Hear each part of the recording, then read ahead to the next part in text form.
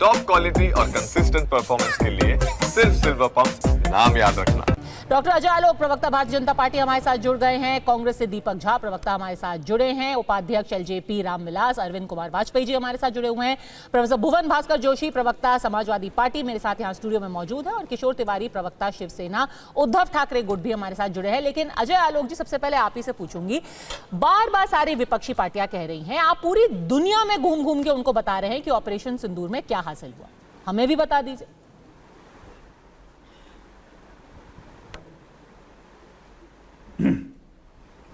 पंजा जी, ये जानते बूझते अगर कोई बहरा बने और जानते बूझते कोई अंधा बने तो क्या उसे आप कुछ दिखा सकती हैं या कुछ सुना सकती हैं? आप कुछ नहीं कर सकती हैं भाई। डीजीएमओ की 3 प्रेस कॉन्फ्रेंस हुई, क्या क्या हुआ सब बताया गया। सर्वदलीय बैठक हुई, हम लोग के बाद सब बताया गया, एक एक चीज़ बताया गया। इन्हीं के इंडी गठबंधन के नेता पी चिदम्बरम से लेके एक एक लोग की मिनिस्ट्री ऑफ एक्सटर्नल अफेयर्स का स्टेटमेंट आ चुका है, हम जानते हैं, तब भी इनको चैन नहीं है। चक्कर है क्या कि ज़िद्दी बच्चे की ज़िद कब तक मानिएगा? ज़िद्दी बच्चे की ज़िद नहीं माना जाता है, उनको चाइड किया जाता है, दे शुड बी चाइडेड। आज जो ये घूम घूम के ये जो नौटंकी आज कर रहे थे कि हम मीटिंग कर रहे हैं, मीटिंग कर रहे हैं, मीटिंग कर रहे हैं, तो कहाँ गए मीटिंग में बाकी लोग? एनसीपी कहाँ क्यों नहीं आई? बाकी पार्टीज़ के नेता क्यों नहीं आए? खुद राहुल गांधी की नज़र नहीं आ रहे थे बहुत देर तक, कहाँ थे ये लोग? इन लोगों को कोई सीरियसनेस और पर्पस कभी आपको दिखा है?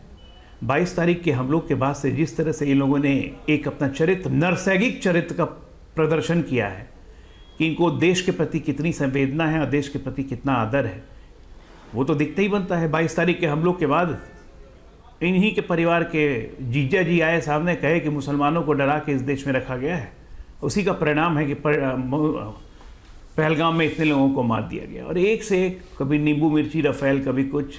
आज तक एक बार भी किसी ने पूछा, आपसे पूछा या मीडिया से पूछा कि ये बताओ कि पाकिस्तान के कितने आतंकवादी हमने मार दिए? किसी ने पूछा कि पाकिस्तान के कितने फाइटर जेट्स हमने तबाह किए, कितने बेसेस हमने तबाह किए? कुछ नहीं।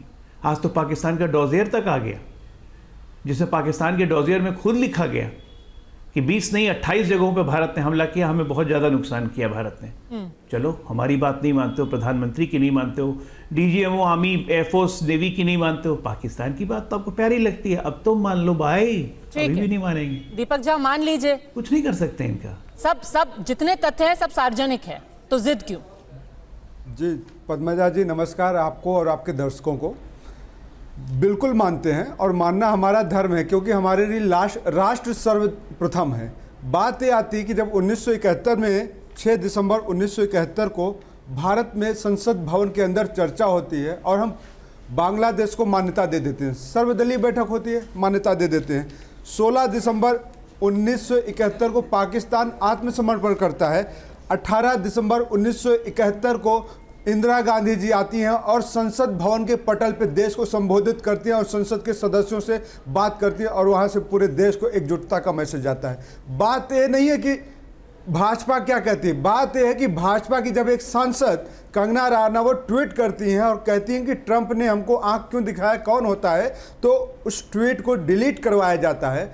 और कंगना रनावत को यह भी ट्वीट करना पड़ता है कि उनके माननीय राष्ट्रीय अध्यक्ष जेपी नड्डा जी ने उनको फ़ोन करके कहा कि इस ट्वीट को डिलीट कर दीजिए, आप ट्रंप से सवाल नहीं पूछ सकती। ट्रंप से सवाल पूछने का मतलब है आप भारत के खिलाफ बात कर रही हैं, ट्रंप से सवाल करने का मतलब है आप देशद्रोही हैं। ये नड्डा जी के कहने का मतलब था, इसलिए बेबस होकर शायद एक महिला सांसद ने हिम्मत दिखाई थी मोदी जी से सवाल पूछने का, तो उनको मजबूरन डिलीट करना पड़ा।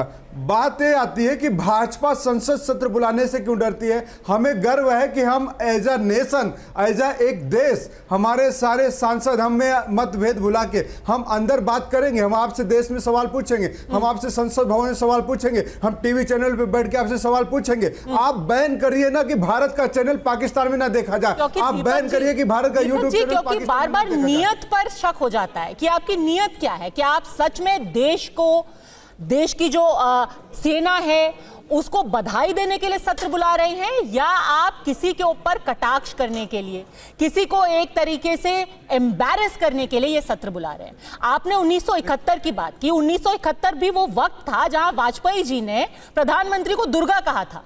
आप आज के दिन 2025 में प्रधानमंत्री को सरेंडर नरेंद्र बोल रहे हैं।